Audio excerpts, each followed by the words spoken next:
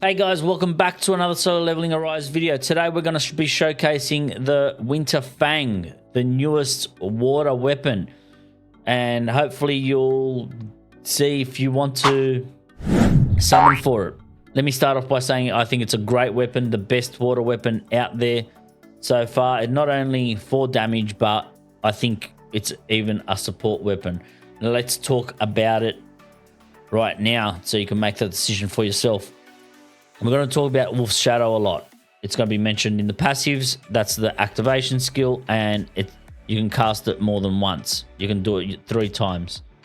Now, let's start off when you get the weapon. These are the passives you're going to get. When the user equips the title Wolf Assassin Blessing Stone, it activates the isolation effect, which the isolation effect increases your damage dealt by 30%.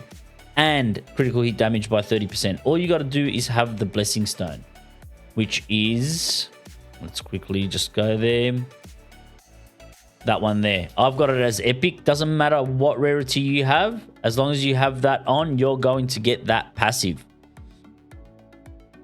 which is the 30% damage dealt and the 30% critical hit damage. Let's continue reading. When the user's power gauge is at 30% or higher, Wolf's Shadow turns into Wolf's Echo for 3 seconds. Which Wolf's Echo uses the power gauge and gives you super armor. So that's a nice little buff. Now, when you get it to A1, when the user uses Wolf's Echo becomes White Wolf's Knight, which means White Wolf's Knight is the same as Wolf's Shadow. While using this, you get super armor, and when the user is hit, you get extreme evasion. So you can't even get hit while using it, right? And when using a water elemental skill, it gives the power gauge an extra 10%. And when Wolf's Shadow or Wolf's Echo hits, it activates the silver mark effect on the target, which increases the damage by White Wolf's Knight by 55%. So just more damage and more damage. At A2, you just get a nice water damage buff, which is just 10%. And since this weapon uses your power gauge, at A3, and now when you enter the level, it's charged by 50%. And when now at A3, when you use Wolf's Shadow or Wolf's Echo, it activates the Dusk effect, which now increases the critical hit rate of all the skills by 15% and critical hit damage by 40%. So even more damage. At A4, decreases the cooldown like it does. It's like a passive on all weapons. And at A5, this is where it really gets even more powerful. Dusk and Silver Mark are enhanced, which now all that, the critical hit rate by 25%, critical hit damage by 80%, and the water damage by 80%. And Silver Mark now stacking up to 2 times. So you can see that this weapon as a whole, the more advances you get, the better it gets. And you can see that by the damage. Now, I've got a little bit of a showcase. It's a great weapon to use for the Beru instance.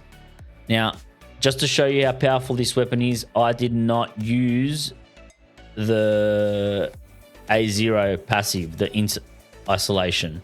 I just wanted to show that you can be done without the Blessing Stone, so I don't want you to think, oh, I don't have the Blessing Stone, I'm not going to use it. But yeah, guys, there's the showcase, and I hope you enjoy it.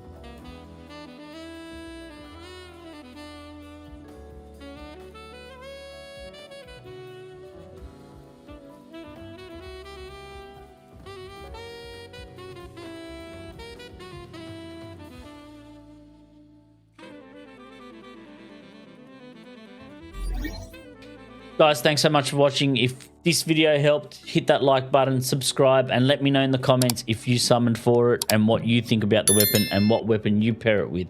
As you saw there, I used it with the Stormbringer. It's great. I think it does wonders with it. And also, guys, I am a content creator for this game, so if you want to support me that way, I'll drop the link in the description and in the comments. If you want to support me, it's free. I'll just send you codes. Now, I also stream on Twitch, so if you want to come check me out there, talk about the game, ask any questions, come visit me there. Guys, again, thanks for watching, and I'll catch you in the next one. Bye.